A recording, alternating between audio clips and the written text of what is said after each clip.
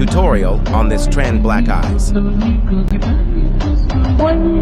Step, prepare the video, then copy it and make it an overlay. Press the overlay, then go to Remove BG, Custom Removal, Quack Brush, and select the eye part. Next step, go to Adjust, then select Graphs, then drag the middle part to the bottom right corner. Blacks, 50. Now, let's see the result. Thanks for watching. I hope this tutorial helped you create the black eyes trend easily in CapCut.